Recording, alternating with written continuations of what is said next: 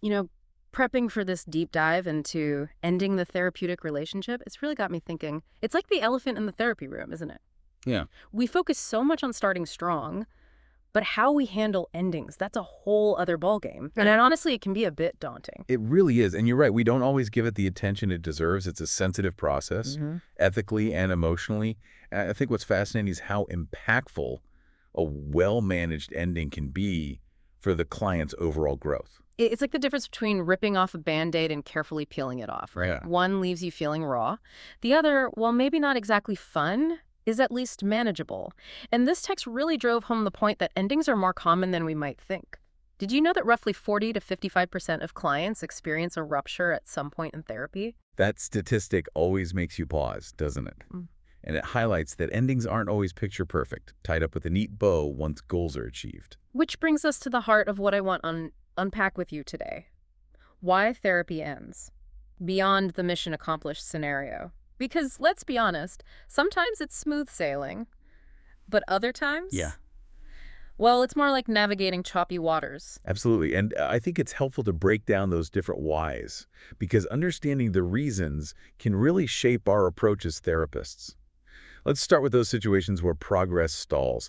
It's easy to feel stuck, but this text emphasizes that open communication can be a game changer. And they don't mean just in those final sessions, Yeah, right? It's about weaving that open dialogue throughout the entire therapeutic relationship. exactly. The text suggests incorporating a simple but powerful question into your regular check-ins. How are you feeling about the therapy process itself? This normalizes discussions about progress, any sticking points, and yes, even the eventual ending. That's such a good point. It's like building a bridge brick by brick instead of waiting till you get to the other side and realizing there's a gap. Speaking of bridges, sometimes ending therapy is about finding a different path altogether. What happens when that therapist-client fit just isn't quite right? Ah, yes. The ever-important therapeutic relationship. You know it's crucial. And this text really underscores that. When that rapport isn't there, it can feel like trying to have a conversation in two different languages. You might be saying the words, but the meaning gets lost in translation. It's so true. I remember observing a session once where the therapist, bless their heart, just kept missing the client's cues. The client would open up emotionally, and the therapist would respond with a very clinical, almost detached observation. You could practically see the client retreating further into their shell. And that's where the therapist's role goes beyond just providing therapy. It's about recognizing when you might not be the best fit and being willing to guide the client towards a more compatible therapist. It's prioritizing their needs above all else. It's like recognizing you're not equipped to fix someone's car, so you refer them to a trusted mechanic. Now here's a curveball. What about when the client feels they're ready to end therapy? How do we, as therapists, make sure it's genuine and not premature? That's where those open and honest conversations we talked about earlier become really critical. It's like that moment when a student is eager to graduate, but you, as their teacher, you see there's still so much potential, right? Right. You want to honor their growth while also making sure they're not leaving before they've fully blossomed. I like that analogy. It's about balancing encouragement with gentle exploration. The text recommends asking open-ended questions like, what's motivating this decision to end therapy now? Or, what are your hopes and concerns about navigating life without this space?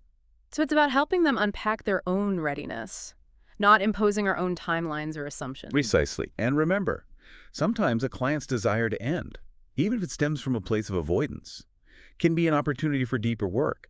It might uncover a fear of vulnerability or a belief that they're not allowed to need support. That's such an important point. It's like those aha moments we strive for in therapy. Sometimes the most profound insights come when we least expect them. Exactly. Yeah. Now, let's shift gears a bit and talk about those endings that are less about choice and more about circumstance. Life throws curveballs, right? Yeah. A job change, a move, a global pandemic that turns everything upside down. And suddenly, Yeah. you're scrambling to figure out how to navigate this unexpected ending in a way that feels supportive, not disruptive. That's where this idea of a termination plan really resonated with me. The text emphasizes that even if you don't anticipate ending therapy anytime soon, it's helpful to have those conversations early on, almost like packing a just-in-case bag. Okay. I love that visual. It's not about being pessimistic, but rather being prepared. So Yeah. instead of it being this big, scary what if conversation, it's more matter of fact. Like if we were to end therapy, what are some things that would be important for you to have in place? Exactly. It takes the pressure off. Yeah. and creates this ongoing dialogue. And, it doesn't have to be super formal. It can be as simple as saying, hey, as you're making progress on these goals, let's also think about what kind of support you might want to have in place down the line, even if it's just a list of resources. It's like building that safety net together, just in case they ever need it. Now, I have to ask about a topic that I think makes even seasoned therapists a bit uneasy. Those ethically complex situations where ending the therapeutic relationship becomes a necessity, not a choice. Yes, those are always tough calls. And this text doesn't shy away from that complexity. It acknowledges that sometimes, despite our best efforts, we might encounter situations where continuing therapy could be detrimental to the client's well-being. Like if the client becomes overly dependent on therapy, or if there are those really tricky boundary issues that can't be resolved. Exactly. And that's where the text really emphasizes the importance of consultation and supervision. It's not a sign of weakness.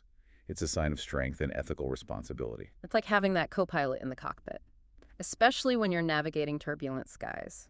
That second set of eyes, Yeah. that objective feedback on it can make all the difference in those high-stakes situations. Couldn't agree more. And, Yeah. it's not just about protecting the client. It's Mm. also about protecting ourselves as therapists. Yeah. Because, let's be real, these ethically challenging situations, they can really take an emotional toll. Oh, absolutely. It's like carrying this invisible weight. You want to help, but you're also acutely aware of the potential harm if you don't set those firm boundaries, even when it's difficult. And that brings us to a topic that's so crucial yet often overlooked: therapist self-care, especially during the ending process. It's like we're taught to be the steady rock for our clients, which is so important. But even rocks erode over time, right? Yeah. We need our own ways to replenish and care for ourselves, especially when saying goodbye, even when it's a healthy goodbye, stirs up so many emotions. It really does. This work asks us to hold space for so much emotional intensity. And it's easy to forget that we have our own inner landscape to tend to. The text mentions therapists, particularly those newer to the field, struggling with guilt, doubt, or even a sense of failure when therapy ends, especially if it wasn't on ideal terms. It's like that feeling when a friend moves away, right? Yeah? Even if you're thrilled for their new adventure, there's that bittersweetness, that sense of missing their presence in your daily life. It's human to feel those things, even when we know professionally that ending is a natural part of the therapeutic process. Beautifully put. And that's where those self-care practices become our lifeline. This text isn't just about what we do in therapy. It's about how we sustain ourselves outside of it. Regular supervision, for example, becomes even more crucial during those times. Because it's not just about processing the case, right? Right. It's about having that safe space to acknowledge our own emotional experience, to be witnessed and supported by a peer who truly gets it. Absolutely. And beyond supervision, having a strong support network of colleagues, whether it's a formal peer consultation group or just those trusted friends in the field, is invaluable. Because let's be honest, sometimes you just need to vent, to say, this ending really got to me, Yeah. and have someone understand without judgment. Exactly. And let's not forget the power of our own personal self-care practices. Therapy for the therapist, mindfulness, creative expression, whatever helps us refill our own cup so we can show up as our most present, grounded selves for our clients. That's such a powerful image about filling our own cup so we can in turn offer support without depleting ourselves. Okay, so we've covered a lot of ground here. From the reasons behind ending therapy to practical strategies and the essential element of therapist self-care. We have, and there's one key takeaway I hope you walk away with. It's that ending therapy well is just as important, if not more so, than starting it well. It's the grand finale, the last impression that lingers long after the curtain closes. And it's something I'll be carrying with me into my own practice. As I reflect on ending the therapeutic relationship, I'm struck by this question: how can we make that ending itself a healing experience? How can those final sessions, those goodbyes, be transformative in their own right? That's a beautiful question to sit with. And I think it's one that deserves our ongoing attention as clinicians.